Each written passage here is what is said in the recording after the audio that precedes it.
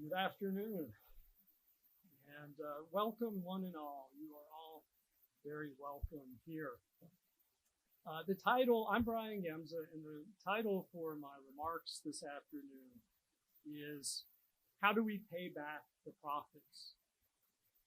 Punning on prophet with a PH and prophet with an F, I'm going to play around with those two words as we go. But this talk could also be called, How Do We Become Metaphors and Turn into Batmen and Batwomen? Stay tuned for that. First, let's just say we're here today to partake of one of the treasures of this university. From its inception, the Sowell family collection in literature, community, and the natural world was meant to be a different kind of archive. It began in the late 1990s, writes Kurt Caswell, when a group of foresighted writers and campus leaders realized that Texas Tech could bring together the papers of a group of writers who cared about the natural world as much as about human communities. The group at TTU recognized that no other college or university was systematically assembling a collection quite like the one they had in mind. And so they had an opportunity to not only be the first, but also to be the best in the world. We all profit from the foresight of those who created the collection, who were prophetic in recognizing its unique value proposition, beginning with the Sowell family. We profit as well from the thoughtful curation of Diane Warner, Jennifer Spurrier, Kristen Lloyd, and special collections staff who put this conference together, and the Office of the Provost and the Center for Global Communication and their investments in it. Because of their work and stewardship, we'll hear from a series of fascinating writers, including Barry Lopez and Stephen Graham Jones, and from academic thought leaders, poets, and students who derive fresh insights from the collection's riches. Of course, all of us profit from the very presence of what might be called a collection of PH prophets. The voices of the prophets in the Sowell collection have arguably never been more urgent and needful.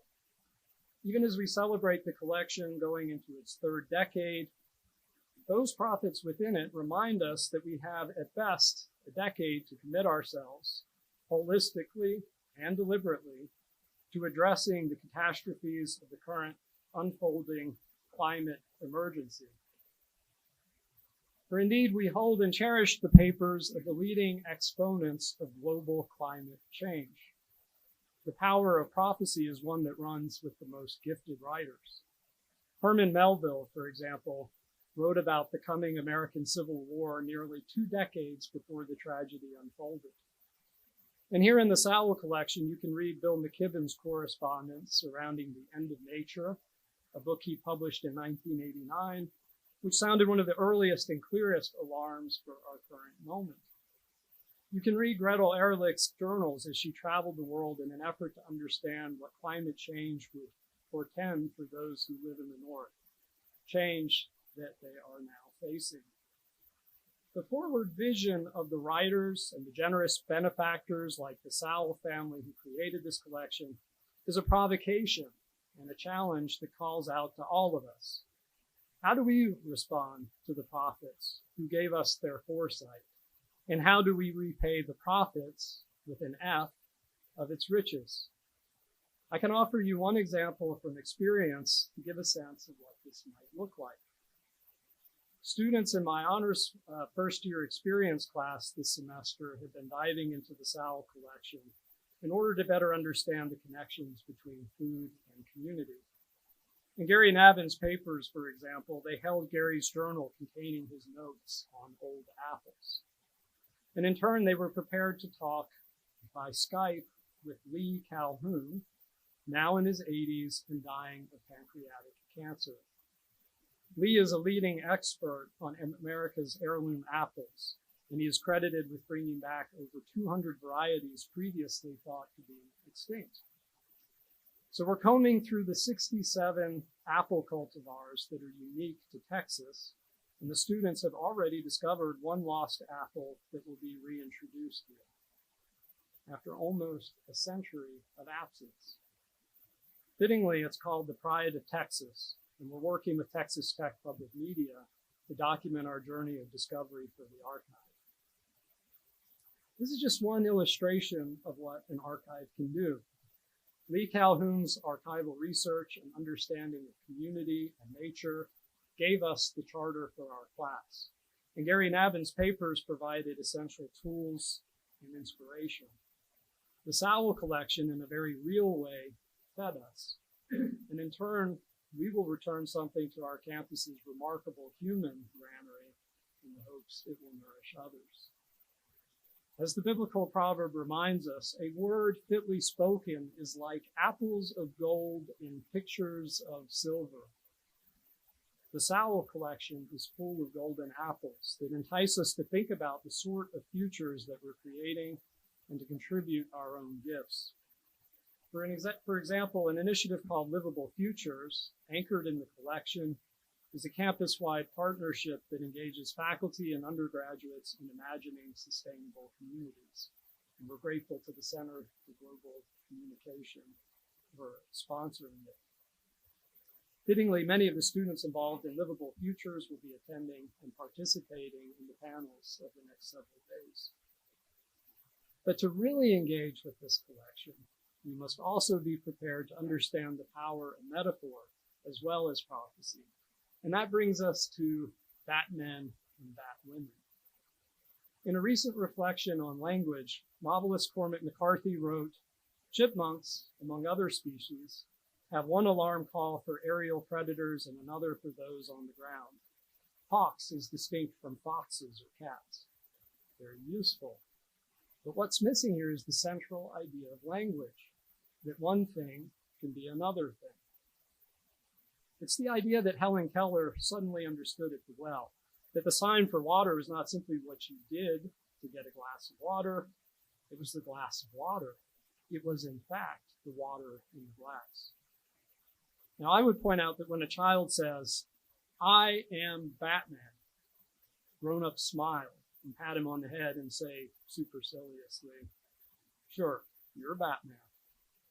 When an adult says, "I am Batman," unless he's on the screen, people generally start heading for the exits and call him Batty.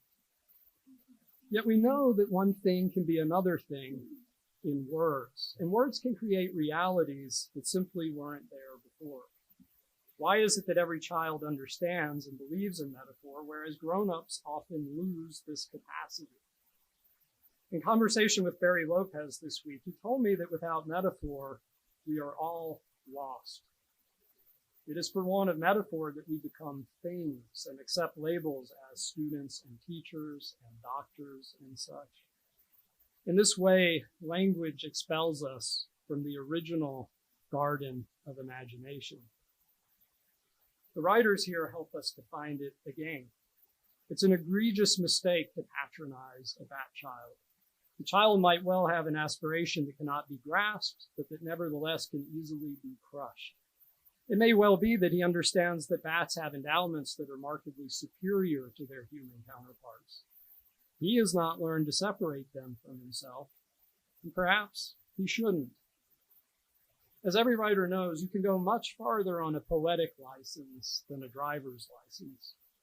Children in Richmond, Virginia used to chase after Edgar Allan Poe, crow hopping and tugging on his dark coattails. And the delighted raven man would whirl on them playfully and call, "Nevermore!" The poet Elizabeth Bishop wrote her celebrated poem, Man Moth, after seeing mammoth misspelled in a newspaper, using her Mothman to peer at humanity from a different angle. In explaining an affinity for bats, her poem, Alicia Stalling draws parallels between the echolocation of bats and the work of poets. Bats, she writes, travel by a sort of song that rings, true not in utterance, but hearkenings, who find their way by calling into darkness to hear their voice bounce off the shape of things. Often the most that we can hope to do as human beings is use the echolocation of words to understand the relationships that reveal the pattern of our place in the universe. If I am a bat, And more, if I am at least in part you too, as poet Walt Whitman suggested, well, we are on our way to an understanding of community, both natural and human. As Cormac McCarthy points out, before language, men did not know that other men dreamed. Ponder that for a moment. The Sowell collection writers share a dream of community too. In the afterword of Lopez's book, Outside, he writes, I am trying to make the patterns of American cultural life more apparent, patterns any individual reader might be able to take further, metaphorically, than I am able to, patterns that I hope will serve the reader's own search for meaning. And Kurt Caswell writes of the Sowell collection, the reader too is a part of it. In fact, there can be no archive without the reader. And to this I would add another metaphor. Every participant in the archive is an archive too. Thus, the truth of the saying and the metaphor that when an old person dies, a library burns. And the truth in what Shelby Foote once famously said, that a university is just a group of buildings gathered around the library. Today, we are a group of learners gathered around a unique archive, and we are also the archive. The Sowell collection invites us to rethink the limits of who we are and the communities we participate in. You are essential and valued here among the prophets, among the writers that offer us new ways of being. So welcome, Batmen and Batwomen. Welcome, archivists. Welcome once again to a growing circle of prophets. Now, please join me in welcoming one of them who will remember another, Mary Lopez.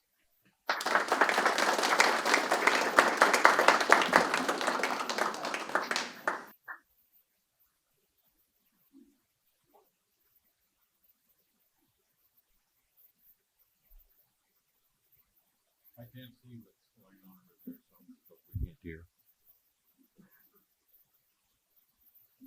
My grandson was there.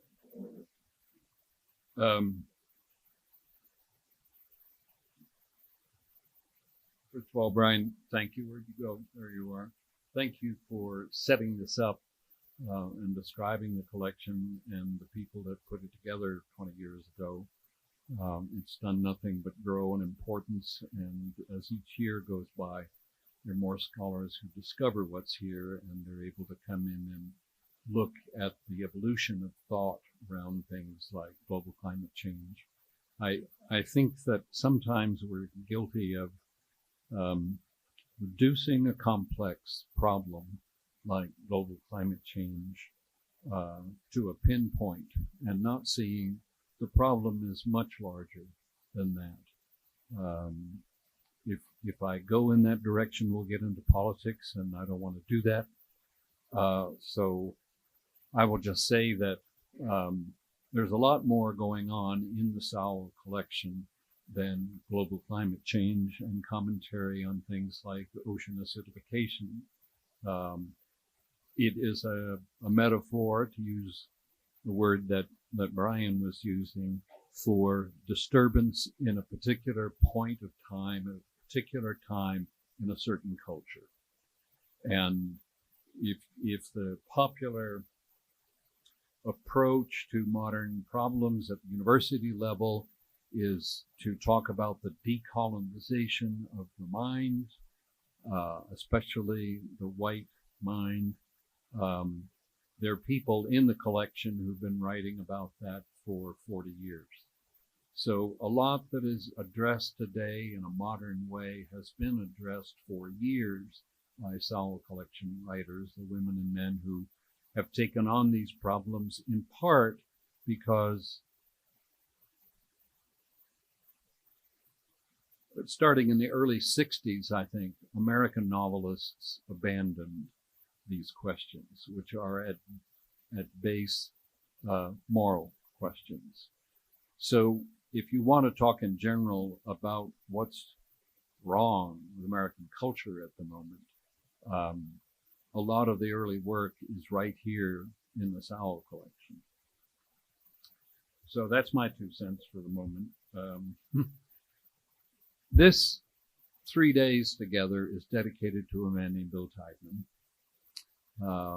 Bill left us in April, on April 30th this past spring, and he, probably more than any individual, was the foundation that put us in this room together with these people today. His widow, Leslie Dutton, and their son, Braden, are sitting right there in a bright green dress, so he won't be missed. But they're here to celebrate with us what Bill did. To give you some kind of context, Bill grew up, I think he was born in 1942, I think, in September of 42. Grew up in Nassau County on Long Island. When he graduated from high school, he was offered a professional contract to play basketball at the professional level. Instead, maybe because his mom told him to do this, he went to college instead. He went to Syracuse, very well-known basketball factory, I guess you could say, for professional ball players. From there, he went to Florida State and get his master's, and then he ended up at the University of New Mexico, where he got his PhD.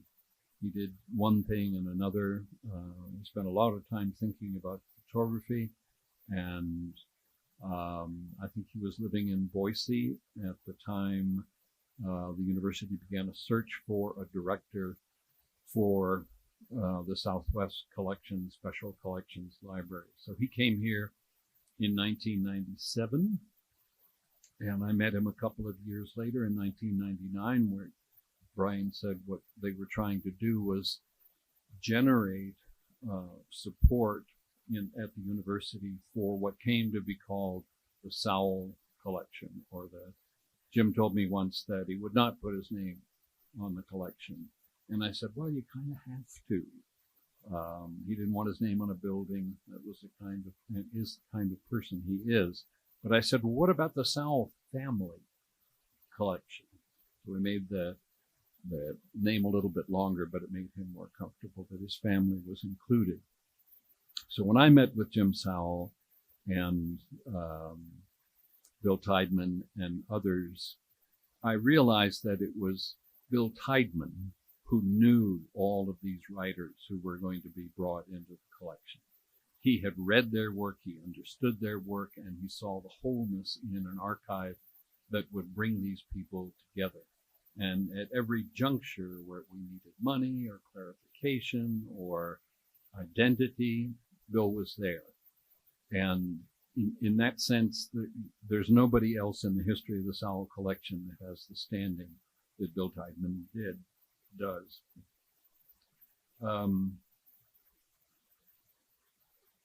He worked with a lot of people, including me, to grow the collection. I hate that locution, but there it is. To grow the collection. And at one point, he began interviewing me. I liked his style of interview. I felt very comfortable talking to him and opening myself up. And we did 3 very long interviews together over a period of 2 or 3 years, and then edited them for a book that came out from University of Oklahoma Press 4 or 5 years ago, maybe. So everything was looking great here at the Southwest Collections, Special Collections Library. And the collection was growing, people were learning about it. And then in 2009, I think the library was unilaterally reorganized in the phrase overnight. And Bill was removed as the director of the Southwest Collections, Special Collections Library, and placed elsewhere in the library's structure. A change that angered people throughout the library who knew his value to the university, perhaps far better than the people who moved him to a place from which it was much more difficult for him to continue to contribute.